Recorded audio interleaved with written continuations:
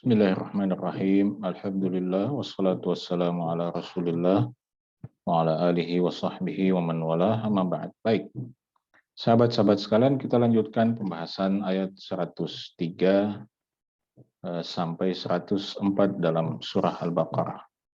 Selanjutnya, setelah Allah Subhanahu wa taala menjelaskan fenomena bagaimana orang-orang Yahudi lebih mengikuti bisikan syaitan untuk mempelajari ilmu sihir, Allah Subhanahu wa taala kemudian mengatakan walau annahum amanu wattaqau, dan seandainya saja mereka itu beriman dan betul-betul bertakwa kepada Allah Subhanahu wa taala, lamatsubatun, maka sungguh balasan min indillahi, dari sisi Allah itu khairun, jauh lebih baik, laukanu ya'lamun, andai saja mereka mengetahuinya.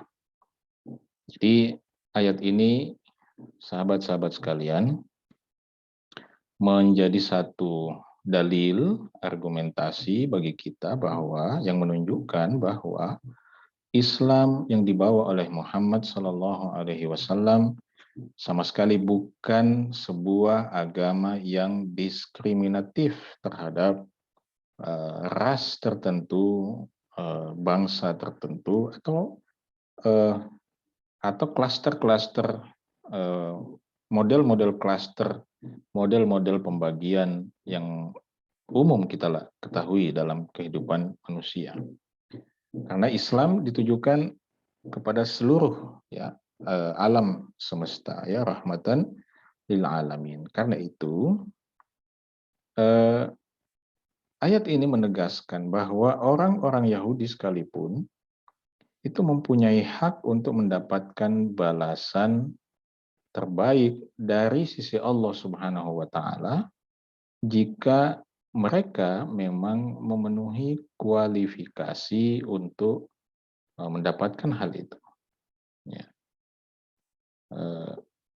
Kalau tidak memenuhi kualifikasi, maka siapapun, tidak peduli apakah dia orang Yahudi, apakah dia orang Arab, apakah dia hidup di Indonesia atau dimanapun, kalau dia tidak memenuhi kualifikasi itu, maka dia tidak layak, tidak pantas untuk mendapatkan hal tersebut. Jadi kualifikasi utama itu adalah yang disebutkan dalam ayat ini, yaitu al-iman dan at-taqwa, iman dan takwa. Ya, jadi siapapun yang memenuhi dua kualifikasi ini, maka di akhirat nanti dia layak dan pantas untuk mendapatkan balasan yang terbaik dari Allah Subhanahu wa taala. Nah, di sini dikatakan dalam tafsir ayat ini walau annal yahuda, dan seandainya orang-orang Yahudi itu amanu billahi haqqan, benar-benar beriman kepada Allah dengan sebenar-benarnya. Dengan sebenar-benarnya, ya. Bukan sekedar mengklaim beriman, ya, karena kalau kita mengikuti kajian-kajian orang-orang liberal misalnya, ya mereka menganggap ya bahwa orang-orang di luar Islam pun itu bisa beriman dengan benar meskipun mereka tidak menjadi seorang muslim. Itu satu kekeliruan, ya. Karena dengan diutusnya Nabi Muhammad SAW, satu-satunya jalan keimanan yang diterima oleh Allah, ya, diridhai oleh Allah Subhanahu wa taala, itu hanyalah jalan keimanan yang diajarkan oleh Muhammad Sallallahu Alaihi Wasallam. Ya, bahkan seandainya pun Nabi Musa hidup pada hari ini, kata Rasulullah SAW, Nabi Musa tidak punya pilihan selain mengikuti jalan keimanan yang dibawa oleh Muhammad Sallallahu Alaihi Wasallam. Seandainya Nabi Isa atau Yesus itu hidup pada hari ini, maka dia tidak akan punya pilihan selain mengikuti apa yang dibawa oleh Nabi Muhammad SAW. Karena itu ketika nanti Nabi Isa alaihissalam turun kembali ke bumi di akhir zaman, Ya, beliau alaihi salam itu berhukum kepada hukum yang dibawa oleh Nabi kita Muhammad Sallallahu Alaihi Wasallam. Jadi beriman kepada Allah dengan sebenar-benarnya, bukan sekedar mengaku beriman. Jadi seandainya orang Yahudi itu mau beriman kepada Allah dengan sebenar-benarnya, wattaqauhu, dan takut kepada Allah ya dengan sebenar-benarnya, bi fi'li ta'atihi, dengan menjalankan ketaatan pada Allah, wa tarki ma'siyatihi, dan meninggalkan kedurhakaan pada Allah, maka lakana thawabullah, maka balasan Allah Subhanahu wa taala itu pasti khairan, lebih baik lahum, bagi mereka, mimma, daripada apa yang hum alaihi, apa yang mereka selama ini berada di atasnya, apa yang selama ini mereka jalani. Laukanu, seandainya mereka ya'lamuna, mereka mengetahui, ma yanfa'uhum, apa yang bermanfaat untuk mereka. Nah, problem kebanyakan kita manusia ini adalah kita seringkali merasa mengetahui apa yang baik untuk kita. Kita seringkali sok tahu, ya, bahwa kita mengetahui apa yang terbaik untuk kita. Dan atas dasar itu kemudian kita mengabaikan petunjuk Allah Subhanahu wa taala. Allah Subhanahu wa taala menetapkan syariat untuk kita dan menetapkan itu sebagai yang terbaik untuk kita, tapi kita seringkali menganggap bahwa itu masih perlu diperbaiki, ya, itu masih kurang pas, ya, syariat Allah itu masih kurang pas, ada kekurangannya. Dan menurut saya seharusnya begini, menurut saya seharusnya seperti ini.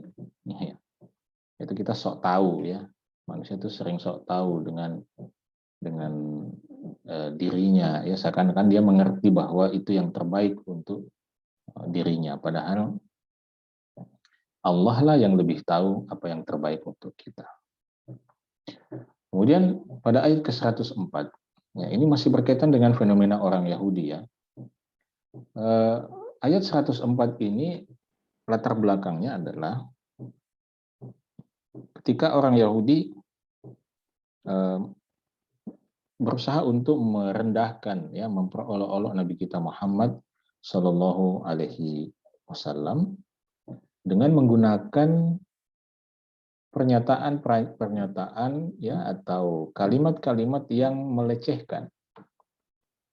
Dan karena itu melalui ayat ini Allah Subhanahu Wa Taala memberikan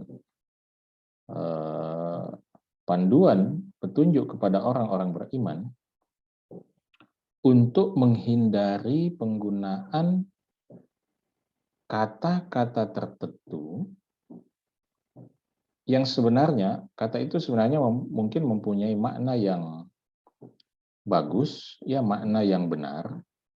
Tetapi ketika kata itu digunakan, ada pihak-pihak tertentu yang kemudian ingin memanfaatkan pernyataan itu atau kalimat itu untuk melecehkan atau merendahkan kita, ya, merendahkan Islam, merendahkan Rasulullah SAW. Ya. Dalam kasus ayat yang disebutkan dalam ayat ini itu adalah kata ra'ina. Maka di sini Allah katakan, ya ayyuhalladzina amanu, wahai sekalian orang-orang beriman, la taqulu, janganlah kalian mengatakan ra'ina. Kata ra'ina itu maknanya adalah tolong pertimbangkan kami. Jadi ketika para sahabat menerima pengajaran dari Nabi Sallallahu Alaihi Wasallam, ya, mereka mungkin terkadang mengucapkan kepada Nabi Sallallahu Alaihi Wasallam, ra'ina, tolong pertimbangkan kondisi kami, wahai Rasulullah SAW. Tetapi ya kita lihat makna kata ra'ina ini sejauh ini tidak ada masalah. Tetapi kemudian Allah mengatakan, la taqulu ra'ina, jangan kalian mengucapkan atau menggunakan kata ra'ina. Kenapa? Karena orang-orang Yahudi kemudian memplesetkan kata ra'ina ini atau menggunakan kata ra'ina ini dengan maksud dan tujuan lain yang tujuannya adalah merendahkan Rasulullah SAW. Jadi kata ra'ina ini dalam salah satu bentukannya itu adalah bermakna ar-ru'una. Ar-ru'una dalam bahasa Arab salah satu maknanya adalah perkataan yang muncul dari ketidakstabilan akal, ya. Jadi perkataan yang muncul dari situasi dan kondisi seseorang yang akalnya tidak stabil. Nah, itu ar-ru'aunah. Jadi orang Yahudi di Madinah mengikuti apa yang dikatakan oleh para sahabat ini, tapi maksud dan tujuan mereka adalah untuk menghina Rasulullah Shallallahu Alaihi Wasallam. Ya. Seakan-akan mereka mengatakan, coba katakan kepada kami perkataan yang perkataan yang gila atau perkataan yang tidak masuk akal, ya, kurang lebih seperti itu. Nah, di sini Allah mengingatkan orang beriman, jangan gunakan kata itu. Waqulu, tetapi ucapkanlah unzurna. Ya, unzurna. Unzurna itu maknanya tolong tunggu kami supaya kami bisa memahami apa yang engkau sampaikan wahai Rasulullah SAW. Tolong tunggu sejenak, ya. Artinya jangan terburu-buru, jangan tergesa-gesa, ya. Jadi itu yang diingatkan oleh Allah Subhanahu Wa Taala. Dan karena itu sebagian ulama mengatakan ayat ini menjadi dalil tentang bagaimana beradab kepada Rasulullah SAW, tentang bagaimana kita disyariatkan untuk pada situasi dan kondisi tertentu meninggalkan sesuatu yang sebenarnya boleh dilakukan secara dalam pandangan syariat, tapi kita tinggalkan karena khawatir bahwa sesuatu itu bisa menyebabkan satu mudarat.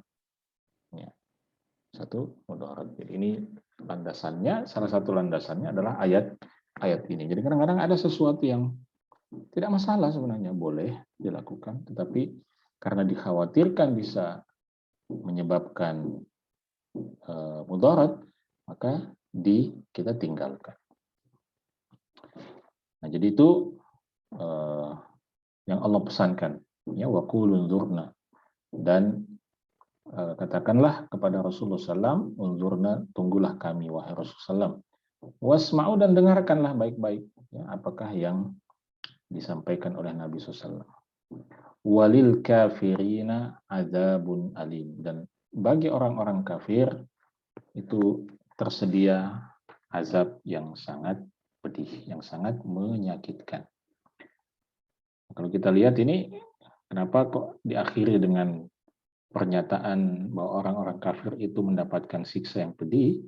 Ini memberikan isyarat bahwa perbuatan semacam ini, memperolok-olok Rasulullah Shallallahu Alaihi Wasallam, itu adalah satu perbuatan yang kufur, ya, perbuatan yang kufur.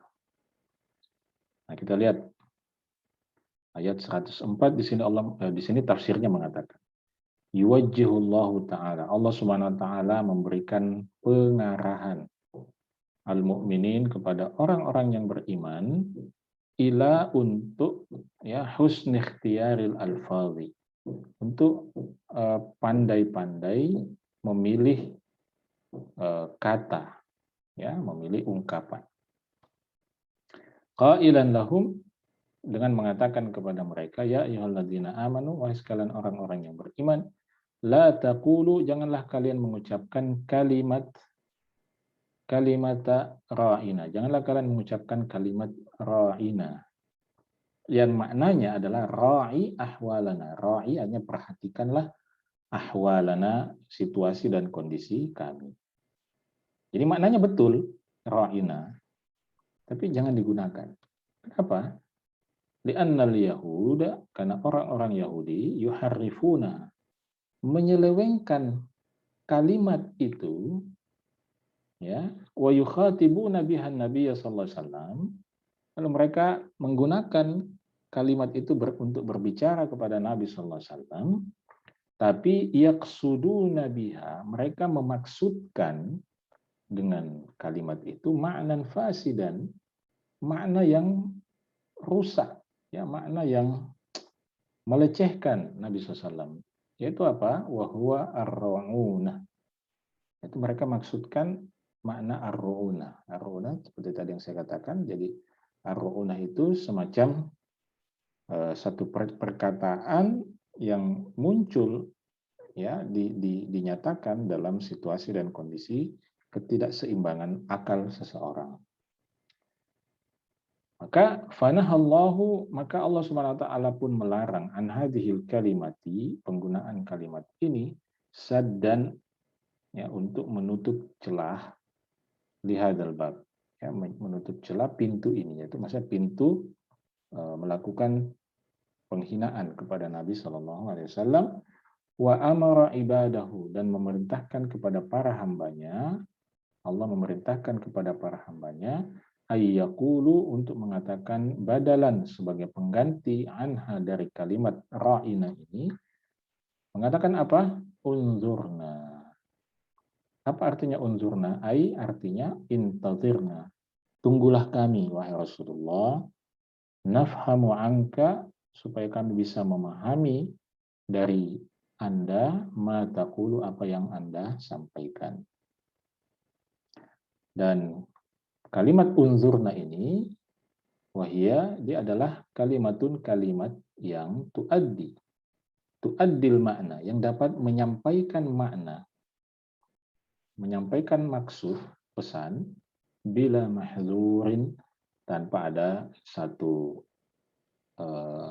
efek negatif, ya, tanpa ada efek negatif, ya, di balik penggunaannya. Walil kafirin, dan bagi orang-orang yang kafir billahi, kepada Allah, azabun, akan ada azab yang mu'limun, menyakitkan, muja'un atau muji'un, atau azab yang sangat pedih. Ya, jadi itu sahabat-sahabat sekalian, penjelasan singkat tafsir ayat 103 sampai dengan 106. Masih tersisa satu ayat lagi insya Allah. Lalu kemudian setelah itu kita akan masuki pembahasan terakhir, mengulas beberapa pelajaran dari rangkaian ayat 102 sampai 106. Sampai bertemu, semoga bermanfaat. Assalamualaikum warahmatullahi wabarakatuh.